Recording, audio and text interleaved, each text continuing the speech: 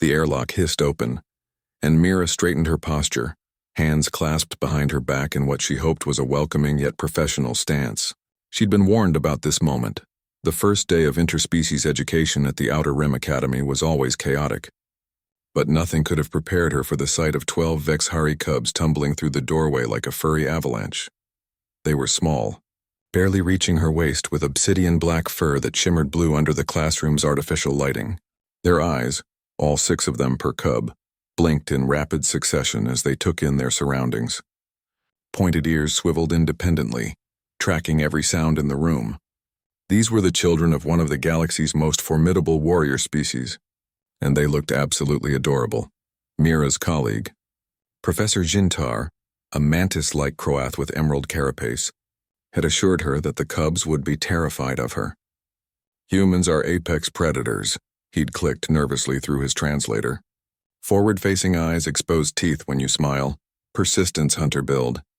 The cubs will sense it immediately. Give them space. She'd taken his advice to heart, positioning herself at the far end of the classroom near the window overlooking the station's botanical gardens. The cubs would enter, see her from a distance, and have time to acclimate. That was the plan. The reality was very different. The moment the cubs' multiple eyes locked onto Mira, they froze. 12 small bodies went rigid, ears pointing directly at her. The silence stretched for exactly 3 heartbeats. Then one cub, smaller than the others with a distinctive white patch over his left ear cluster, took a tentative step forward. Then another. His nose twitched, sampling her scent on the recycled air. Tor, no. One of the Vexhari attendants hissed from the doorway, her translator sharp with alarm. Stay with the group. Tor ignored her completely. His eyes remained fixed on Mira as he crossed the classroom in a direct line, his gait shifting from cautious to confident with each step. The other cubs watched him with what Mira could only describe as horrified fascination. Mira's heart hammered in her chest. She'd been teaching for 5 years on Earth, but this was her first posting in deep space, her first time as the only human in a system 20 light years from home. She'd studied the Vexhari extensively, their culture, their pack dynamics, their warrior traditions, but nothing in the briefings covered what to do when a cub approached with such determination. She slowly lowered herself to one knee, making herself smaller, less threatening. "Hello," she said softly, her translator converting the words into a melodic series of chitters and growls. "My name is Mira." Tor stopped just outside her reach, his head tilting in that distinctly canine way that transcended species.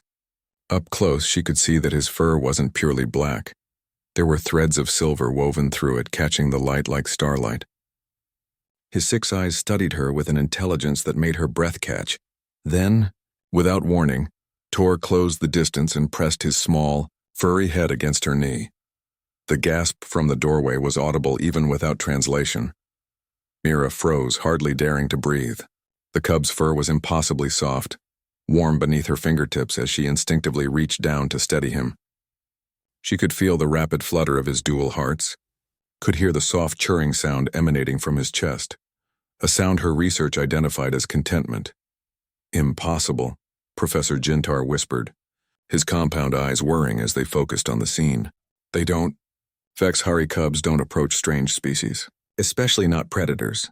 Their instincts should be screaming danger. But Tor seemed to have made his decision.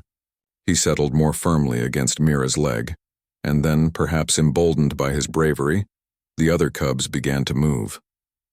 They came in 1s and 2s at first, cautious but curious. A female with particularly large ears sniffed at Mira's outstretched hand. A chunky male with battle scars already forming on his muzzle. Cubs play-fought from an early age, she knew, circled her once before plopping down beside Tor.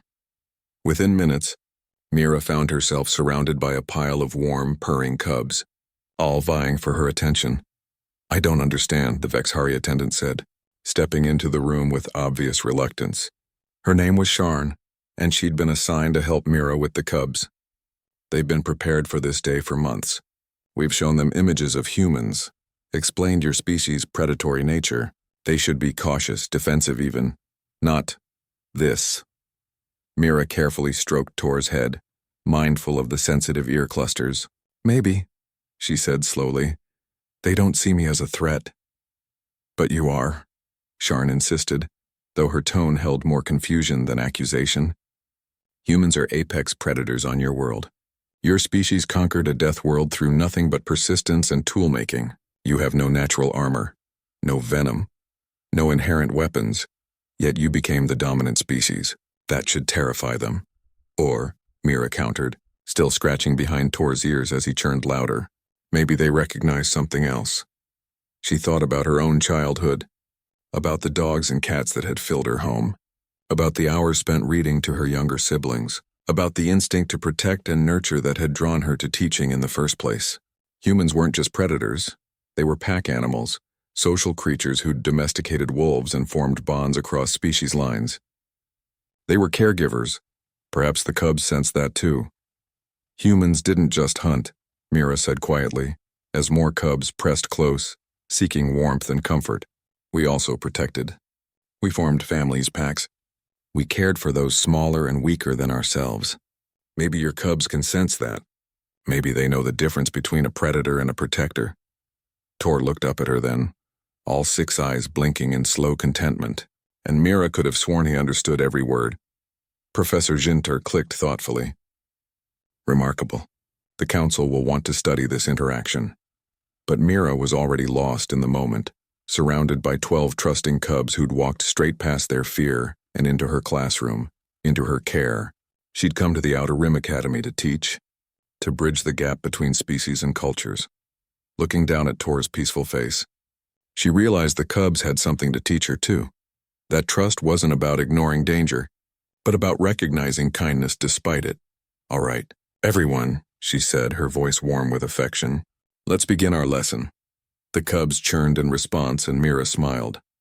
This was going to be an interesting semester.